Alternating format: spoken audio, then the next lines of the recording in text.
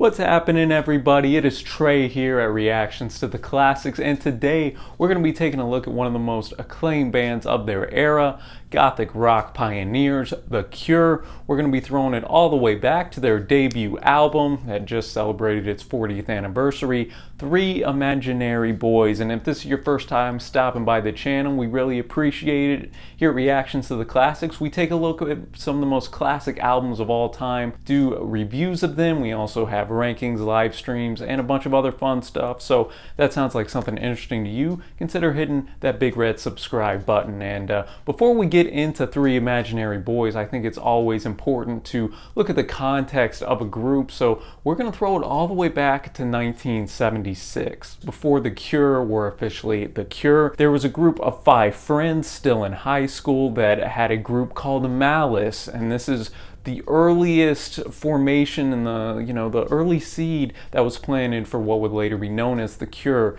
Robert Smith wasn't on vocals yet. They underwent some lineup changes and took up the name Easy Cure over a lyric in a song that drummer Lowell Tochurst wrote. And after a couple lead vocalist changes, nobody was there to step up, so Robert Smith took on that role, and he's actually the only member of The Cure that has been with them since day one. So there was a quartet. They were called Easy Cure. They actually got signed in 1977 to the German label Areola Hansa. Took up some studio time, did a demo that had never seen the light of day, and the German label Hansa, they wanted The Cure to be more of a almost boy band like group, wanted them to do covers. Cure weren't about that, so they were dropped from the label, dropped a guitarist, and the trio of Robert Smith, bassist Michael Dempsey, and drummer Lowell Tochurst made up officially The Cure for the first time. After that, they recorded another demo, kind of shopped it around to a bunch of different labels.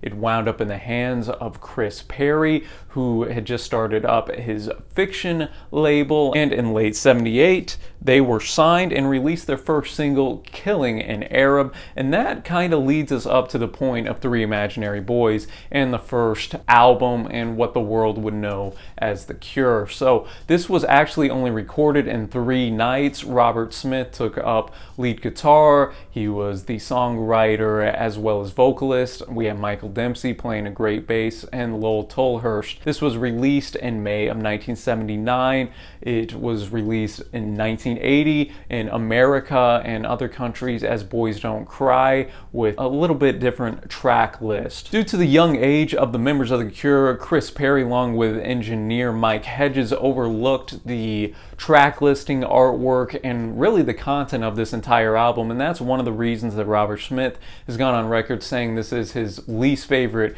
Cure album, and due to the fact that his creative control was squandered, essentially, it influenced him to, in the future, tell him, hey, I'm going to be having full creative control over this, because they did a lot of things that he wasn't a big fan of, notably the cover artwork as well as the sequencing of the songs. I had never heard really any Cure songs besides 1992 mainstream hit Friday I'm in Love, so I was excited to really dive into this and see what they were all about. I know this isn't as acclaimed as a lot of their other work coming forward from this, but I wanted to start from the beginning and see what we got. So we're just going to jump right into this, and we start off with, in my opinion, the standout track on the record, the B-side to Killing an Arab, their lead single, with 10:15 on a Saturday night. And impressively enough, Smith wrote this when he was only 16 years old, sitting at his kitchen table, and the music just opens and grips you right away. There's some hypnotizing riffs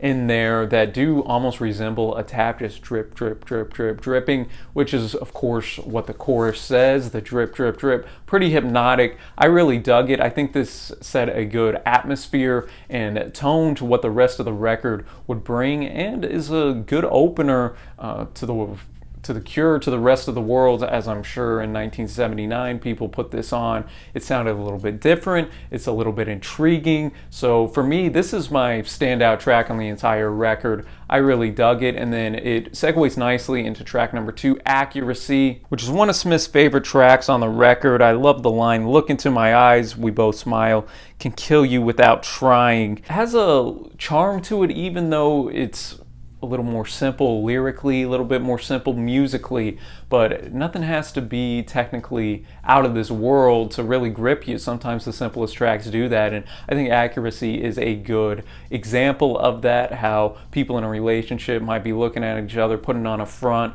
but you don't know their motives that's really going on behind their brain, man. Another good track, moving on to track number 3, Grinding HALT. This stood out as a theme of detachment from the world. You have a refrain in there, no people. I love how Smith delivered that line here. I think we're 3 for 3 on this record, starting off. Very solid tune.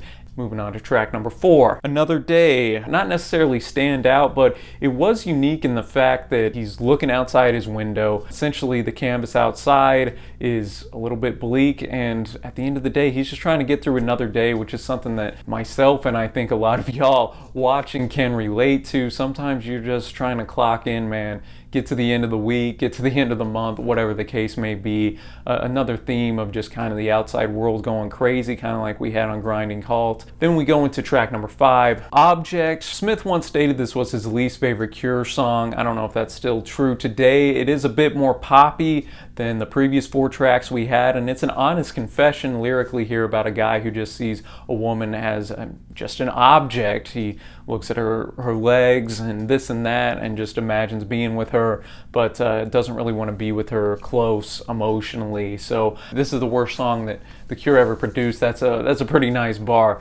And then we go into track 6, Subway Song. Here we actually have a harmonica get introduced, which I thought again gave it a little extra flair, something pretty unique here. I noticed a heavy Bowie influence on the vocal delivery from Smith here. Whether that was intentional or not, I'm not sure, but I picked up on it, and the scream at the end will freak you out. It freaked me out the first time I heard it, because we go into silence, and then at the end this woman just like screams, and it'll wake you up, especially if you have your surround sound headphones on like I did. And I dug this one, man. It's only 2 minutes, but it has a lot of energy to it, and it's different from a lot of the rest of the record. We start off then with the B-side with Foxy Lady. I was a little trepidatious when I saw this was on the track listing, because Hendrix is one of my favorite artists of all time, so I didn't know exactly how the Cure are going to do it. It's tough to do a Hendrix cover, especially if you try to do it note for note, but the Cure put their own flair to it, which I think a good cover song pays homage but doesn't try to copy what they're covering. And the Cure did that here, added their post-punk flair to it, and Michael Dempsey was actually on lead vocals here. He wanted a track where he was singing, but Smith didn't want to give him some of Smith's lyrics to sing, so he said, why don't we do a cover? Smith didn't want this on the record, but this is one of those choices that Perry made. He ended up putting it on in objection to Smith. I thought it was solid. It doesn't touch the original, of course, but it's unique in its own way. And then go on to track 8, Me Took, which I thought was great, sarcastic, because the hook of the song is Smith just saying, me took, me took, me took, me took, and it's just catchy, man. Nothing that's gonna blow you away lyrically per se, but it got a nice melody to it, and it stuck out for that reason, more so than track number 9, So What. Not gonna spend a lot of time on it. It's my least favorite song on the record, because essentially my man Robert Smith came in here with like a sugar bag. He just started reading kind of the advertisements and ingredients off of it. So lyrically and musically, it just didn't mesh well. It was much better musically than it was lyrically. And then we go on to track 10, Fire in CAIRO. A lot of things stood out to me on this. One of my favorites, the guitar here is more vibrant and lively than some of the more darker tones that undercur a lot of the rest of the record. It has one of the best solos in here, has just a great upbeat type of vibe to it, and you can't help but sing along to the hook, the FIREINCAIRO. He just keeps shouting that out, and it just rolls off the tongue, honestly. Moving on to It's Not You. This is possibly about a current or ex-girlfriend that he wants to move on from. He says here, I would murder you if I had the alibi here in my hand. I can tell that Smith's got some lyrical depth to him, even at this young, 16, 17, 18 years old when he wrote some of these.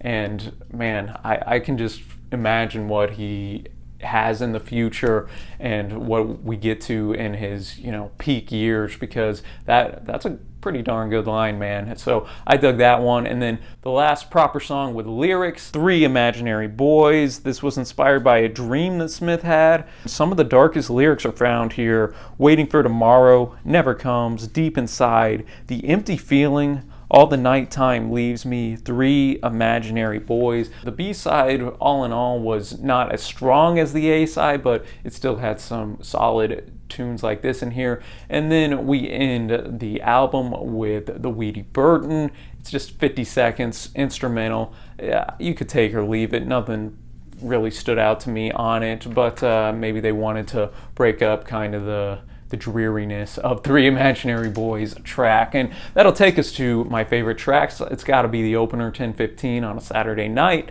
Fire and CAIRO, as well as Accuracy. I dug those quite a bit. And then to our overall score, I thought this was a solid debut. It definitely got me excited to go through more of their discography, and I can see the foundation and backbone of you know, some good traits that I think will develop even further. I'm going to be at a 7 out of 10 for this. I enjoyed it, especially on repeat listens. Some of these tracks grew on me a decent amount. Let me know what you think of Three Imaginary Boys in the comments below. If you want me to continue through the CAIRO discography, be sure to leave a thumbs up on this. It's 40 years old. Let's try to get 40 likes on this bad boy, and we'll move on to their next record. It was a great first listen to a CAIRO record, and I can't wait to dive into more of their catalog as well as more of these 80s alternative bands. So leave me suggestions down below, and until next time, y'all, thank you so much for watching. Happy listening, my friends, and I will see ya.